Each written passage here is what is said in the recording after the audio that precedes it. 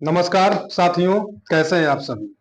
आप सब बढ़िया होंगे, अच्छा होंगे। चलिए, आज हम अपनी वीडियो क्लास को जो आज का जो हमारा वीडियो क्लास होगा बेसिकली सुप्रीम कोर्ट को लेकर है। जो भारत का जो सर्वोच्च न्यायालय है, जहां पे सही प्रकार के मामले देखे जाते हैं, सुने जाते हैं, न्यायाधीशों की क्या शक्तियां हैं, न्यायाधीशों के क्या कार्य हैं, और इसमें राष्ट्रपति का जो भारत के जो राष्ट्रपति होते हैं, इनकी नियुक्ति कैसे करते हैं, इनको पद की शपथ कैसे दिलाते हैं और इनको हटाया कैसे जाता है।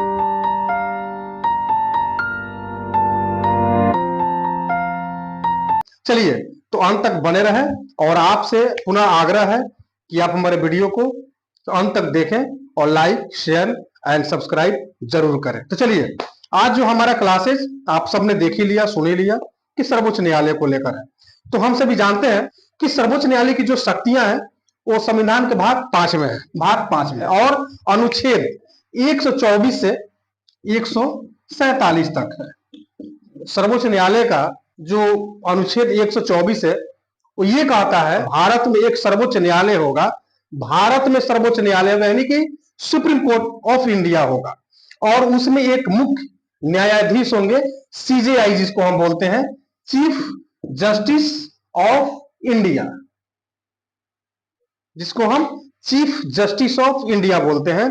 और इसमें 7 से अधिक यानी चीफ जस्टिस ऑफ इंडिया एक ही होंगे, इनके अलावा 7 अन्य न्यायाधीशों की नियुक्तियां होंगी। किसमें? सुप्रीम कोर्ट में। किस अनुच्छेद के तहत? तो अनुच्छेद 124 के तहत। संसद को यह पूरा अधिकार है, यह पूरी शक्ति है कि वो समय समय पर कानून को बनाएंगे और न्यायाधीशों की संख्या को घटाएंगे, बढ़ाएंगे। मतलब अभी तक तो बढ़ा ही है, घटा नहीं है। हमने क्या बोला, एक तो हमारे सीजीआई है ही, ये टोटल कितने हो जाएंगे? 8 हो जाएंगे, और 7 न्यायाधीश हो जाएंगे। ये मूल संविधान में है। लेकिन वर्तमान में क्या है, अभी अभी हम 2024 में प्रवेश कर चुके हैं। तो अभी जो हमारे सर्वोच्च न्यायालय की जो स्थितियां हैं वो ये है कि 33 न्यायाधीश है और एक सीजेआई है, यानी टोटल 34 की संख्या है। चलिए आगे हम देखते हैं कि न्यायाधीश का जो कार्यकाल होता है वो कैसे होता है। तो संविधान में सर्वोच्च न्यायालय का न्यायाधीश का कार्यकाल तय नहीं किया गया है। ये राष्ट्रपति के विवेक के ऊपर निर्भर करता है कि राष्ट्रपति जो कानून के जो सबसे बड़े जो ज्ञाता होते हैं, सुप्रीम कोर्ट के जो सबसे वरिष्ठतम न्यायाधीश होंगे, उनको वो सीजेआई बना सकते हैं वरीयता के आधार पे। उसके बाद उम्र सीमा की बात करें तो उम्र सीमा कम से कम 65 ईयर्स की हो सकती है, 65 साल तक के उम्र हो सकते हैं। और उसके बाद किसी प्रश्न के उठने पर संसद द्वारा स्थापित संस्था इसका निर्णय करेगी, और वह राष्ट्रपति को लिखित त्यागपत्र देके अपने पद से हट सकते हैं। यानी उनकी जो नियुक्ति भी है वो राष्ट्रपति ही करेंगे, शपथ भी जो है राष्ट्रपति ही दिलाएंगे, और अगर वो पद से हटना भी चाहते हैं तो वो माध्यम राष्ट्रपति द्वारा ही होता है। उसके बाद संसद की सिफारिश पर राष्ट्रपति द्वारा उसे पद से हटाया जा सकता है। उसके बाद चलिए इनकी हम योग्यता की बात कर लेते हैं। सबसे जो पहला चीज है वो ये है कि भारत के नागरिक हो। दूसरी बात है कि किसी हाई कोर्ट में कम से कम पिछले 5 वर्ष, याद रखा जाए इस चीज को, पिछले 5 वर्ष से न्यायाधीश हो, या किसी हाई कोर्ट में कम से कम 10 वर्षों से आप वकालत करने का आपका अनुभव हो, और राष्ट्रपति की नजर में जो सबसे बड़े जो कानून के जो ज्ञाता होंगे, तब आपकी योग्यता राष्ट्रपति न्यायाधीश के लिए कर सकते हैं। चलिए आगे हम देखते हैं कि इनकी जो नियुक्ति होती है वो कैसे होती है। तो न्यायाधीश की नियुक्ति ये सभी लोग जानते हैं कि प्रेसिडेंट ऑफ इंडिया के द्वारा की जाती है, भारत के राष्ट्रपति के द्वारा की जाती है। ये हम सभी लोग जानते हैं। शुरू में ही हमने बोल दिया कि नियुक्ति भी राष्ट्रपति करेंगे, गोपनीयता और पद की शपथ भी राष्ट्रपति दिलाएंगे, और त्यागपत्र भी इन्हीं के द्वारा होकर गुजरेगा। इन किसके लिए?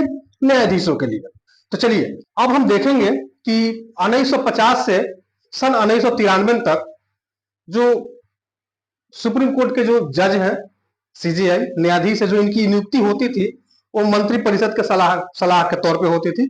लेकिन 1993 से अब तक वर्तमान में जो इनकी नियुक्ति होती है वो कॉलेजियम के द्वारा हो, लेकिन जो उसमें जो सबसे अंतिम मुहर लगेगा वो राष्ट्रपति का लगेगा। चलिए आगे हम देखते हैं कि जो इनकी नियुक्ति चीफ जस्टिस ऑफ इंडिया की जो नियुक्ति होती है वो संविधान में लिखित कहीं भी नहीं है, उल्लेखित नहीं है। लेकिन परंपरा अभी तक कैसे हो रही है, तो राष्ट्रपति जो है वरीयता के आधार पे कोर्ट के जो सबसे सुप्रीम कोर्ट के जो सबसे वरिष्ठतम न्यायाधीश होंगे, कार्य करने का उनका अनुभव अच्छा होगा, वो कानून के ज्ञाता होंगे, तो उनको वरीयता के आधार पे उनको भारत का मुख्य न्यायाधीश बना दिया जाता है। आगे हम देखेंगे कि इनकी जो शक्तियां हैं, इनकी जो कार्य है और कार्य करने के इनके क्या क्या क्षेत्र हैं, तो इसमें हम देखते हैं कि इनकी जो शक्तियां हैं उन शक्तियों का क्या अर्थ है और इनका क्षेत्र कहां तक है। तो सबसे पहले अनुच्छेद 132 के अंतर्गत देश का सबसे बड़ा अपीलीय न्यायालय सर्वोच्च न्यायालय, भारत के सभी उच्च न्यायालय के निर्णय के विरुद्ध अपील सुनने का अधिकार है। इसके अंतर्गत कितने आते हैं प्रकरण, तो 3 आते हैं, संवैधानिक मामले, दीवानी मामले और फौजदारी मामले। उसके बाद अनुच्छेद 137 क्या कहता है, अनुच्छेद 137 कहता है कि सर्वोच्च न्यायालय को यह अधिकार प्राप्त है कि वो समय द्वारा दिए गए आदेश या निर्णय पर पुनर्विचार कर सकता है, यदि उचित समझे तो उसे वो परिवर्तन भी कर सकता है। अर्थात कहने का मतलब है कि हाई कोर्ट किसी मामले में डिसीजन दे दिया, हाई कोर्ट किसी ऐसा बहुत बार होता है कि हाई कोर्ट किसी मामले में डिसीजन दे दिया, अपील हम किए सर्वोच्च न्यायालय में, तो ये कोर्ट के विवेक के ऊपर है कि हाई कोर्ट के फैसले को मानते हैं या नहीं मानते हैं। अगर मान भी लेते हैं तो बहुत सारे ऐसे प्रावधान है जिनको हटा देते हैं, लेकिन हम अपील कर सकते हैं कहां, सुप्रीम कोर्ट में। लेकिन सुप्रीम कोर्ट अगर कोई अंतिम फैसला अपना दे दे तो उसका अपील हम कहां करेंगे, उसका अपील हम कहीं नहीं कर सकते हैं। अब हम बात करेंगे अनुच्छेद 139, इसमें मौलिक अधिकार की बात आती है, जो हमारे अपने अधिकार होते हैं, ये रिट अधिकारता की तरफ ये जाता है। यानी कहने का मतलब है कि अनुच्छेद 139 के अनुसार संसद जो है सुप्रीम कोर्ट को मौलिक अधिकार के अलावा अन्य मामलों में रिट जारी करने का अधिकार प्राप्त करता है। उसके बाद सलाहकार क्षेत्राधिकार आता है, जो कि अनुच्छेद 143 के अनुसार राष्ट्रपति संवैधानिक मामलों में सर्वोच्च न्यायालय से परामर्श तो ले सकते हैं।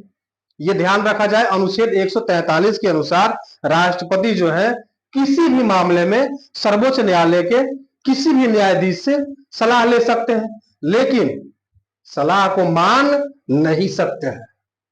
हाँ, सलाह को मानेंगे भी तो उनके बुद्धि विवेक के ऊपर निर्णय करता है कि वो सलाह को माने या न माने, लेकिन वो परामर्श ले सकते हैं, राय ले सकते हैं।